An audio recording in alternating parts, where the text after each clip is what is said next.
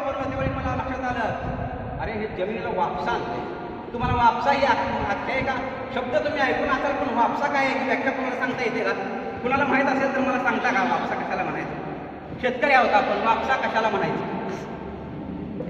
जमिनीच्या दोन लहान कणाच्या मधलं जे ठराविक अंतर असतं, लक्षात घ्या, जमिनीच्या दोन लहान कणामधलं जे ठराविक अंतर असतं की ज्याच्यामध्ये हवा खेळली जाते, त्याला वापसा असं म्हणायचं.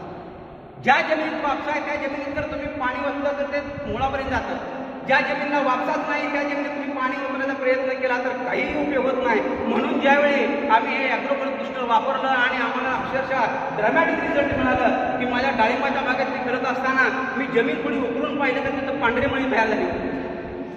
आणि मग मी माझ्या चिरंजीवाला सांगितलं की अरे एवढं सगळं आणलं, आजपर्यंत 4-5 लाख रुपयाचा खर्च केला, तिथं आपली शेजारी जितकी देखणे पण आपल्याला कळलं नाही. अरे ॲग्रोप्रोटेक्ट बुस्टर आपण तेव्हाच टाकायला पाहिजे होतं. त्यांच्याकडून चांगल्या घेण्यासारख्या गोष्टी आहेत आणि यांच्याबद्दल घराच्या कुटुंबाच्या काय गोष्टी चांगल्या आहेत त्या आपल्याला घेता आल्या नाहीत. ॲग्रोप्रोटेक्ट बुस्टर तू टाकून बघ, तू फवारून बघ आणि इतका जबरदस्त रिझल्ट बघितला की माझं डाळिंब एक्सपोर्टला गेलं. अत्यंत चकचकीत. तुम्हाला माहीत आहे पूर्वीच्या किंवा पूर्वीच्या लोकांनी डाळिंबाचं नाव का काढलं असेल? कित्येक कवितामध्ये कित्येक अलंकारामध्ये डाळिंब वापरलं जातं, कारण त्याचं देखणं पण आहे. आणि ते देखणं पण त्याच्यापेक्षा देखणं पण करायचं म्हटलं तर ॲग्रोप्रोटेक्ट बुस्टर वापरून बघा. एकदा तुम्ही वापरून बघा, तुम्हाला लक्षात येईल की त्याचे रिझल्ट काय. मी अनेक वेळा पुस्तकातून किंवा अनेक वेळा मासिकातून अनेक वेळा फोटोतून अगदी 4-4 फुटाचे भोपळे दाखवलेले मी पाहिलेले आहेत. परंतु जितकं त्वरित येणारं पीक, जितकं लवकर येणारं पीक, जितकं कमीत कमी दिवसात येणारं पीक तुम्ही जर खाल्लं तर ते निश्चितच केमिकल्स वापरलेलं असतं आणि तुमच्या शरीराच्या अंतर्गत असलेल्या ज्या काही प्रक्रिया आहेत त्या प्रक्रिया बिघडतं आणि जेणेकरून तुम्हाला कॉटवर झोपावं लागतं. हॉस्पिटलमध्ये दाखल व्हायचं असेल तर किती मोठा खर्च येतो. सगळं आयुष्य पैसा पैसा पैसा पैसा म्हणून गोळा करण्यात काढलं आणि शेवटचे राहिलेले दिवस करायचे काय?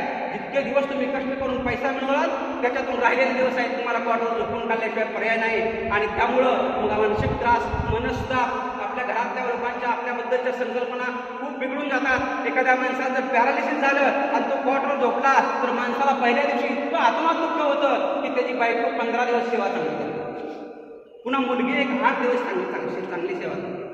प्रत्येक नातेवाईक येतात, कुणी डाळिंब आण, कुणी बिस्किट आण, कुणी हे आण, कुणी ते आण, आणि ते निम्मे नातेवाईकच खाऊन जातात, पेशंटपर्यंत पोहोचत नाही. कारण पेशंट खायच्या अवस्थेत नसतो. मग शेवटपर्यंत आपण करायचं याच्यासाठी चांगलं खाल्लं पाहिजे, चांगलं राहिलं पाहिजे, शेतीमधलं सेंद्रिय खत काढलं पाहिजे आणि त्याच्यात ॲग्रोप्रोटेक्ट वापरलं पाहिजे. ही काळजी तुम्ही ह्याला पर्याय नाही, ह्याला पर्याय नाही. तुम्ही IMC वर निष्ठा ठेवा, निष्ठा. तुम्हाला एक गमत